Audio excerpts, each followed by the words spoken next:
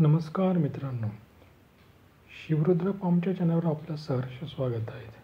मित्रांनो, आज आपण अतिशय चांगला विषय घेऊन आलेलो आहे. आंबा पिकामध्ये जो मोहर काळ असेल त्याच्यामध्ये पाणी व्यवस्थापन कसं करायचं. त्याचबरोबर आपण आजच्या भागामध्ये पूर्ण आंब्याचा जो वार्षिक कालावधी आहे त्याच्यामध्ये पाण्याचं नियोजन कसं करावं या गोष्टी देखील आपण बघणार आहोत. तर मित्रांनो, या गोष्टी बघण्यासाठी संपूर्ण व्हिडिओ तुम्ही बघा आणि हा व्हिडिओ शेअर, फॉरवर्ड आणि सबस्क्राईब करायला विसरू नका. मित्रांनो, आंबा पिकामध्ये पाण्याची जी उपलब्धता आहे त्याच्यानुसार तुम्ही लागवड करणं हे अतिशय महत्त्वाचं आहे. कारण की आंबा पिकाला आपल्याला नियमित थोडं पाणी द्यावं लागतं. तसंच आपली लागवड ज्यावेळेस करणार आहोत, पाणी किती पुरवठा आहे, पाण्याची उपलब्धता किती आहेत याच्यानुसार नियोजन करणं हे फार महत्त्वाचं आहे. कारण की आंबा पिकांवर विविध प्रकारच्या रोग, किडी, विविध आपले संजीवक आहेत त्यांची फवारणी करण्यासाठी आपल्याला नेहमी स्प्रे देण्याची गरज पडते. त्याच्यामुळे आपल्याकडे आधीच पाण्याचं नियोजन आहे. 12ही महिने पाण्याची सोय असेल तरच त्या जमिनीमध्ये तुम्हाला आंबा लागवड करणं हे फायदेशीर ठरत असतं. त्यानंतर सगळ्यात महत्त्वाचा मुद्दा आहे की अतिशय चांगल्या पद्धतीच्या जातीचं आपण निवड करणं. कारण की विविध प्रकारच्या जाती याच्यावर देखील पाण्याचं नियोजन हे अवलंबून असू शकतं. त्यानंतर पाणी व्यवस्थापन करताना सगळ्यात महत्त्वाचा मुद्दा आहे की आंबा पिकाच्या चांगल्या वाढीसाठी तुम्हाला पहिले 3 वर्षे नियमित पाणी देणं हे फार महत्त्वाचं असतं. त्यानुसार आपण ठिबक सिंचन असेल किंवा काही लोक मटका पद्धत वापरतात, झाडाच्या शेजारी एखादा मटका सोय करतात. तर या पद्धतीमध्ये काही लोक पाट पाणी ही देखील पद्धत वापरतात. तर ह्या सगळ्या गोष्टींचा आपल्याला विचार करणं महत्त्वाचं आहे. समजा आपल्याकडे जो कडक उन्हाळा असेल त्या भागामध्ये पाणी टंचाई कशी आहे याचा विचार करून आपण एप्रिल आणि मे महिन्यामध्ये त्याचं पाण्याचं नियोजन करणं महत्त्वाचं आहे. समजा फळबागाचा जो विस्तार आहे त्याच्यावर आपल्याला कडक जर उन्हाळा असेल तर आपण मल्चिंग वापरू शकतात, आच्छादनाचा देखील वापर करू शकतात. तसंच आपल्याकडे ऊसाचं जे काड असेल, बाजरीचं जे काड, गव्हाचा भुसा असेल, काही सेंद्रिय पदार्थ असतील तर ते आपण त्याच्यावर वापरू शकतात. जर आपल्याकडे ह्या गोष्टी काही नसेल तर पॉलिथिन पेपर जो असतो 100 मायक्रॉनचा याचा देखील वापर आपण आच्छादन म्हणून आपण करू शकतात. आता सगळ्यात महत्त्वाचा मुद्दा की त्यांच्या झाडं जी असतील, आंब्याची जी झाडं असतील त्यांच्या कलमांना त्यांच्या वयानुसार, हंगामानुसार आपण पाणी दिलं गेलं पाहिजे. पहिले 3 वर्ष हिवाळ्यात आठवड्यातून एकदा तर उन्हाळ्यात आठवड्यातून 2दा पाणी द्यावं लागेल. आपण ज्यावेळेस जी पाण्याची जी पाळी देणार असेल त्याच्यामध्ये 20 ते 30 लिटर पाणी आपण दिलं गेलं पाहिजे. पावसाळ्यामध्ये जसं पावसाचं जे प्रमाण असेल त्याच्यानुसार तुम्ही पाणी देऊ शकता. 3 वर्षानंतर आंब्याला मोहर येण्यासाठी आपल्याला पाण्याचा ताण देणं हा देखील महत्त्वाचा असतो. मोहर येण्याचा जो कालावधी असेल त्याच्यामध्ये आपण सगळ्यात महत्त्वाचा मुद्दा की पाणी हे देऊ नये. मोहर आल्यानंतर आपली जी फळं असतील ती वाटाण्याच्या आकाराची तयार झाल्यानंतर प्रति झाड हे 80 ते 100 लिटर पाणी आपल्याला देणं महत्त्वाचं आहे. दर आठवड्याला दिल्यास आपण पाण्याची फळगळ आपण कमी करू शकतो.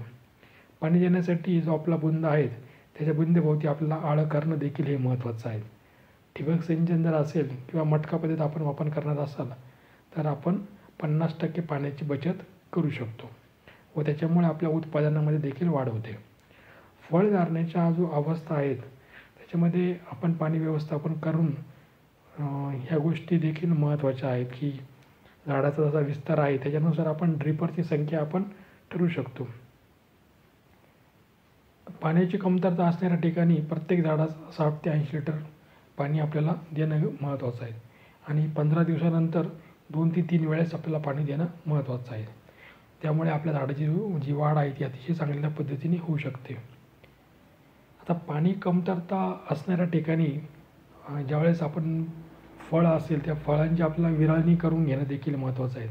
कारण की आपण हे जर बघितलं आपल्याकडे जास्त फळं असतील आणि पाणी कमी असेल तर त्यांची साईज ही छोटी राहणार. परंतु आपण त्याची जर फळांची जर विरळणी आपण जर करून घेतली तर आपल्याला सगळ्या फळांना आपल्याला पोषण देणं योग्य ठरेल व जी झाडाची जी फळांची जी साईज आहे ती देखील चांगली राहील.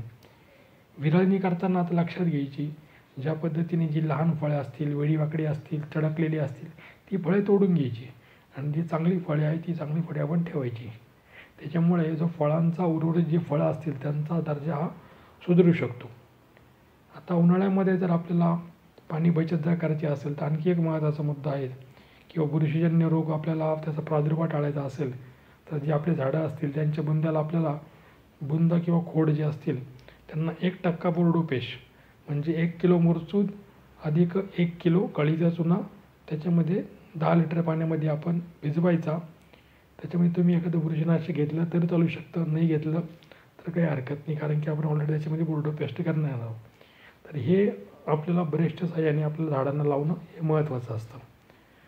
जर नवीन झाडं जर आपण लागवड करणार असेल तर आपल्याला 15 ते 20 लिटर पाणी हे नवीन झाडांना द्यावं लागतं. कलम जे असतील त्या कलमांना देखील आपण आच्छादन केलं तर अतिशय चांगला असू शकतो.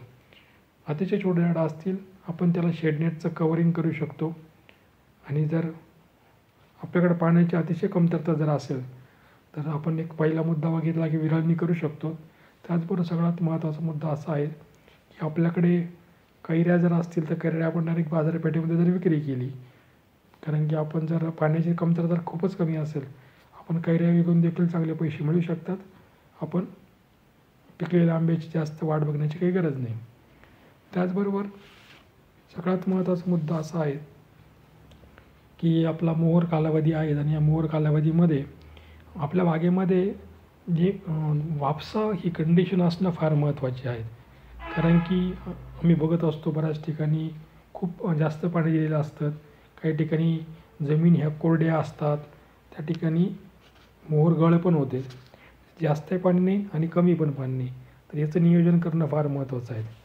आता जर समजा आपल्याकडे फेब्रुवारी मार्च महिन्यामध्ये समजा आपलं तापमान 35 डिग्री अंश सेल्सिअसच्या जर पुढे गेलं तर आपल्याला पाण्याच्या म्हणजे मोकळं पाणी देणं, पाटानं पाणी देणं हे फार महत्त्वाचं असतं. कारण की त्या ठिकाणी काय होणार, आपली जी जमीन असेल त्या बागेमधली आर्द्रता वाढणार आणि तापमान हे कमी होण्यास मदत होते. कधीकधी काय होतं की तापमानाच्या ताणामुळे जी गळणारी फळे आहेत ती गळणार नाही आणि त्याच्यामुळे आपली जी आर्थिक बचत पण होऊ शकते. जर आपल्या समजा ह्या आंब्याच्या पिकामध्ये असं असतं की जे लिंबूच्या आकाराचे जे फळ असेल त्याला चटका आणि तापमान जर त्याच्यामध्ये ती शक्ती जर वाढली, म्हणजे जी झाडाची कैरी आहे ती कैरी छोट्या अवस्थेमध्ये जर आपण त्याला चांगलं पाणी जर दिलं आणि एकदा छोट्या लिंबाच्या साईजच्या जर मोठी जर फळं जर त्या ठिकाणी गेली तर त्याच्यामध्ये जे ते गळण्याचं जे प्रमाण असतं ते गळण्याचं प्रमाण हे कमी होतं. तर ह्या अवस्थेमध्ये पाण्याची गरज आपल्याला देणं हे फार महत्त्वाचं असतं. तर मित्रांनो, तुम्ही आता या गोष्टी बघितलेल्या आहेत की साधारणतः की मोहर कालावधीमध्ये पाण्याचं नियोजन आपण कसं करायचं.